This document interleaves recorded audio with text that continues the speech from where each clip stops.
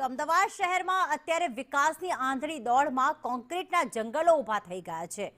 પરિણામે ઉનાળામાં તાપમાનનો પારો સતત 40 ડિગ્રીને પાર નોંધાઈ રહ્યો છે. સંદેશ ન્યૂઝે ગ્રાઉન્ડ લેવલ પર જઈને એ જાણવાનો પ્રયાસ કર્યો કે ઝાડનો છાંયડો અને અન્ય સરફેસના તાપમાનમાં ખરેખર કેટલો તફાવત હોય છે. અમારા રિયાલિટી ચેકમાં ચોંકાવનારા આંકડા સામે આવ્યા છે. ઘટાટોપ વૃક્ષ નીચે ને તેનાથી માત્ર 1 મીટરના અંતરે તાપમાનમાં સીધો 8 ડિગ્રીનો ફરક નોંધાયો છે. આ ઉપરાંત એએમસી સંચાલિત એએમટીએસના મુખ્ય બસ મથકની બેવડી નીતિ પણ ઉજાગર થઈ છે.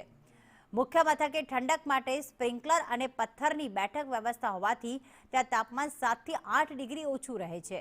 પરંતુ શહેરના અન્ય સામાન્ય બસ સ્ટેન્ડ પર લોખંડની બેઠકો હોવાથી બપોરે મુસાફરો ત્યાં બેસી પણ શકતા નથી. મુસાફરોની હાલાકી અહીં જ નથી અટકતી. એએમટીએસ બસની અંદર પતરાની છત અને ફાઇબરની બેઠકોના કારણે તાપમાન 42 ડિગ્રીથી પણ ઉપર પહોંચી જાય છે. લાખો અમદાવાદીઓ રોજ આ ભઠ્ઠી જેવી બસોમાં મુસાફરી કરવા મજબૂર છે અને હવે ગાદીવાળી સીટ તથા એસી બસોની માંગ ઉગ્ર બની છે. રિયાલિટી ચેક કરવા માટે થઈને અત્યારે સંદેશ ન્યૂઝની ટીમ ઉપસ્થિત છે શહેરના ગુજરાત કોલેજ પાસે, જે કે આ ઘટાદાર વૃક્ષો આવેલા છે ને આ ઘટાદાર વૃક્ષો ઉનાળામાં વરદાન રૂપ સાબિત થાય છે. અહીં ટેમ્પરેચર મીટર સાથે આપને બતાડવા માંગીશ કે અત્યારે આ જે ઝાડવાનો છાંયો મળી રહ્યો છે તેના કારણે ટેમ્પરેચર જે છે તે 38.7 ડિગ્રી જેટલું નોંધાઈ રહ્યું છે. કારણ કે અહીં સીધો તાપ જે છે તે મળતો નથી.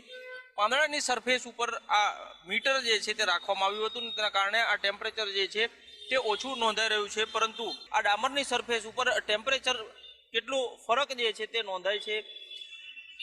આ મીટરમાં હવે જે ટેમ્પરેચર દેખાડશે તે આ સીધો તાપ આવી રહ્યો છે અને ડામરની જે સરફેસ હોય છે, જે રોડ બનાવવામાં આવ્યા છે તે સરફેસ ઉપર આ મીટર જે છે તેમાં ટેમ્પરેચરમાં સતત વધારો થતો હોવાનું નજરે પડી રહ્યું છે.